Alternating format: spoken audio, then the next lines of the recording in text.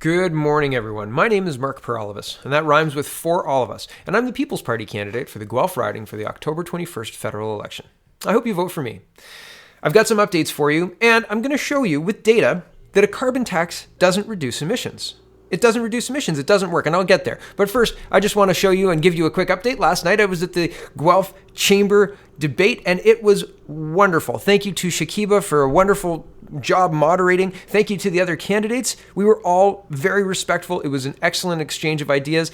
It didn't even really get tense. So, I thought that was interesting. I think the only time I found it tense was at my close.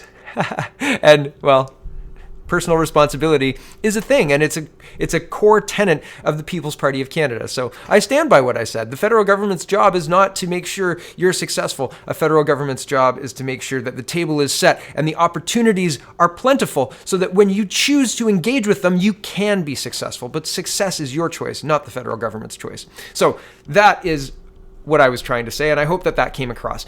Here is the National Inventory Report 1990 to 2016. And this is the greenhouse gas sources and sinks in Canada. And I'm just going to jump to the part that I'm interested in here. And this is greenhouse gas emissions by province. Okay. And this is by meter squared. I believe it's tonnage, but it doesn't really matter. It's the measurements that are agreed upon by this Government of Canada report. Okay. So here is Ontario. And in 1990, the emissions were 179.2 tons. In 2005, they were 204.7 tons. In 2011, 172.5 tons.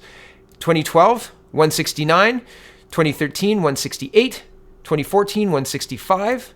2015, 162. 2016, 160. A reduction of 22% over that period of time, up from a high of 204,000. Here's BC.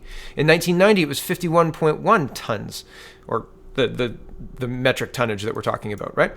In 2005, it was 63.3. In 2011, it was 59.3. In 2012, it was 60.3. 2013, 60.9. 2014, 60.4. 2015, 59.4. 2016, 60.1. A reduction overall over the time period of 5.1%. So one of these is taxed, a very expensive carbon tax that drives prices of gasoline up to $170 or $1.70 a liter this past summer and higher, I believe. I saw 170. I think it was in the 180s. I'm not sure though. And Ontario, untaxed, reducing at a higher rate, 22% over the same period, probably because of the removal of our coal plants in 2000, around 2005-06. But all of that is done without taxation. We have had a steady reduction in CO2 in Ontario without taxes. And now we're having political parties say that this is the vehicle by which they're going to reduce CO2 emissions, but it doesn't do that. We can see that clearly because BC followed basically the same pattern that Ontario followed, except that it didn't reduce CO2 output emissions by the same amount. So taxed versus untaxed, untaxed wins in this head-to-head comparison. And you can compare any province because the trend is basically the same. In Nova Scotia, they reduced by 33% over this period, right? And there are other provinces that reduced by less, but still more than BC, and one province that increased, Newfoundland, or two provinces, Northwest Territories. But that's likely more due to population. However, fundamentally, the core point of this video is that the carbon tax, which is instituted and expensive in BC, didn't reduce emissions any more than an untaxed Ontario or an untaxed PEI or an untaxed Nova Scotia or an untaxed New Brunswick or an untaxed Quebec, right? So I believe that illustrates my point, but the news doesn't talk about this. Here's the Globe and Mail, and it says BC's emissions rising, figures show, as activists point finger at the LNG. Maybe true. British Columbia's carbon footprint has been growing almost every year since 2010, according to the latest provincial government data. And environmentalists say that reaching the 2030 reduction target is becoming impossible, while new liquefied natural gas developments threaten any progress. Figures from the report show that provincial emissions grew from 61.3 million tons to 62.3 million tons from 2015 to 2016. That wasn't reflected on this graph. Right? We have the 2015 and 2016 numbers, which are different than what are being quoted in the Globe. I wonder what their sources are. I don't know.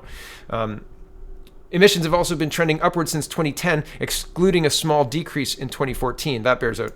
That's what we saw in 2014. There's a small decrease from 2013, right? 60.9, 60.4. Regardless, don't mean to take up your time. Back to the article. I scroll down. A revised carbon reduction plan, Clean BC, was made by the NDP government in 2018 after it said the previous Liberal government failed to do enough to meet the 2020 target of cutting emissions by 33% of 2007 levels by 2020.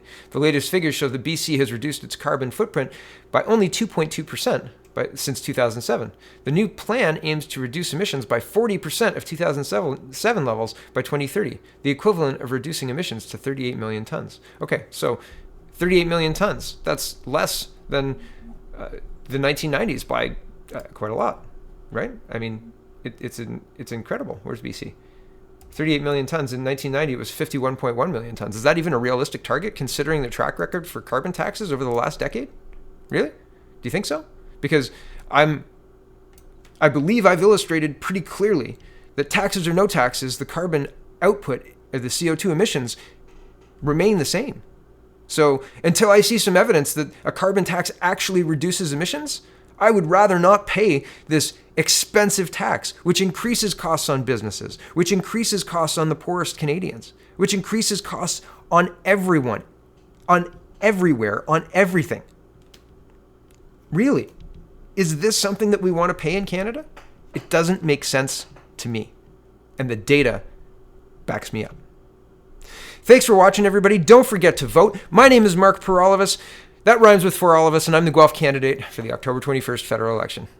Get out on October 21st or this weekend. Advanced polls are open 9:30 a.m. on Friday to 9:30 p.m. on Friday. Yesterday I said Saturday. They're not open 24 hours or 48 hours or whatever. 9:30 to 9:30 Friday, Saturday, Sunday, and Monday.